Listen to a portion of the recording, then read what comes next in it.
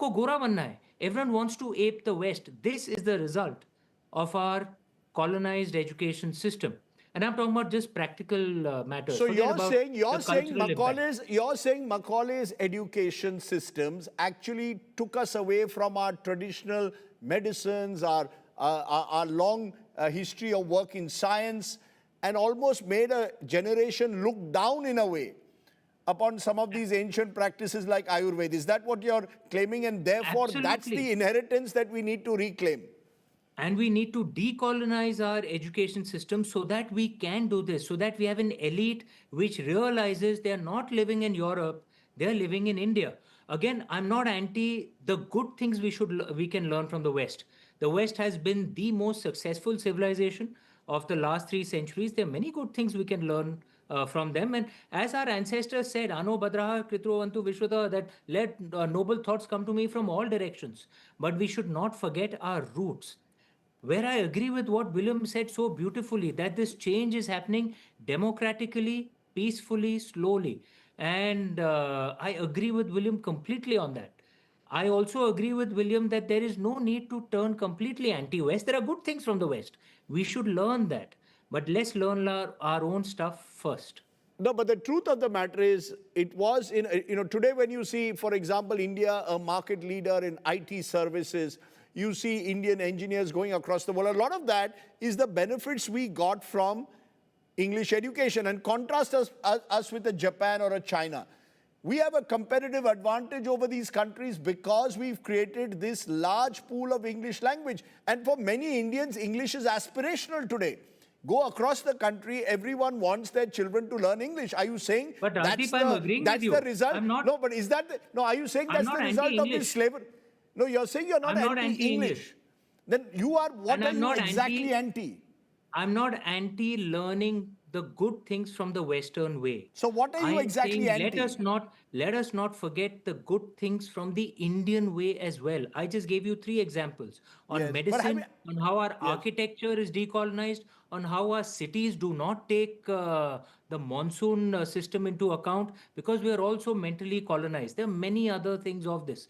Think of the way history is presented to us. We are still running the way the British Raj presented our history to us. Do you notice that the British colonial rule is not called the Christian invasion, but the Turkic colonial rule is called the Islamic invasion? Have you noticed that? This was a British formulation, a very mischievous formulation to convert what was an Indian foreigner fight into a Hindu Muslim fight, right? And we've carried on with this post 1947. Now, even Hindi film movies have added to the confusion. Many Indians think that, and you can't blame the Hindi filmmakers, they went to the same schools that we went to, but many Indians think Alauddin Khilji looked like Ranveer Singh or Akbar looked like Hrithik Roshan, which is not true, boss. To us, they would have looked Chinese, but they weren't Chinese. They were actually from Central Asia. They did not speak Urdu, despite what Bollywood movies tell you. Okay, Urdu is our language. They would have spoken Turkic or Persian. They were foreigners. What was, and KK Mohammed Saab, who's a brilliant archaeologist, he had said that Babur was a foreigner. What was being presented as a Hindu Muslim issue is actually an Indian foreigner issue. Do you know Chhatrapati Shivaji or Krishnadev Raya? When they fought these foreigners, they didn't use the term Muslim. They used the term Turushka, which is Sanskrit for Turks. They were clear. They were fighting foreigners. Now think of the cultural impact that the British formulation of our history textbooks has had till today, and we have still not decolonized it. Right? But There are you so make many a things on this. you make a fair point on decolonization in a way of our history textbooks. But at the same time, Amish, there will be those who will argue that this process of colonization also unshackled many Indians. It, in a way, led eventually to the breakdown of the caste system, the kind of ideas of enlightenment, modern values, notions of equality. Do you believe, therefore, as I said, you can't throw out the baby with the bathwater by making it Modi versus Macaulay?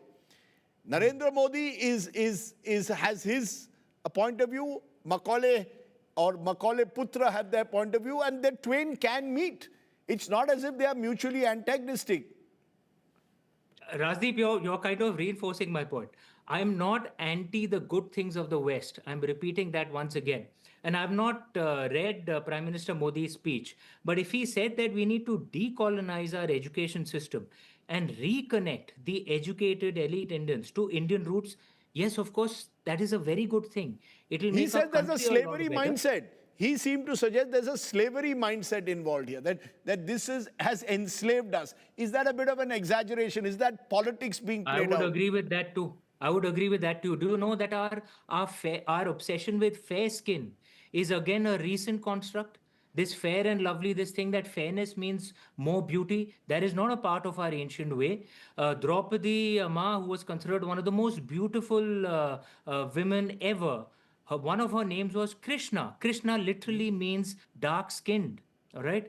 Lord Ram was dark skinned. Sundara Vigra Megha Sham, right? And we weren't anti-white either. Lord Shiva was fair-skinned, right? Karpuragonam, Karnavataram, and so we weren't obsessed with skin color. Now we have forgotten this. This is an example of a colonized approach, right? The fact that if when Prime Minister Modi said that India had the oldest democratic structures, he was right. And I found many people opposing him, saying that no, Greece had older democracy. Not true. The Vaishali and the Vachi confederacy were a lot older, and they did not have slavery. The Greeks had slavery, right? Megasthenes, the Greek ambassador who'd come to India, recorded that India is the only land he came to which didn't have any slavery. We don't know all these things because we assume नहीं हमारे पास सबसे पहले कैसे हो सकता था, वो तो यार यूरोपियन के पास ही हुआ होगा. This, if you ask me, is a slavery mentality. But I'm repeating once again, that doesn't mean you swing to the other extreme where you refuse to learn anything good from the West. That is silly as well. There are look, artificial intelligence, AI, has been invented by the West. Modern computer tech has been invented by the West. Of course, we should learn from that. Why shouldn't we? Goddess Okay. Saraswati can bless anyone in the world, and we should open our minds and learn from whoever Goddess Saraswati has blessed. Very well put there, Amish, and I appreciate you joining me and taking the time off amidst writing another book. So thank you very much for My joining pleasure. me here on this debate. Amish Tripathi, William Dalrymple, you've had two fine voices joining us here.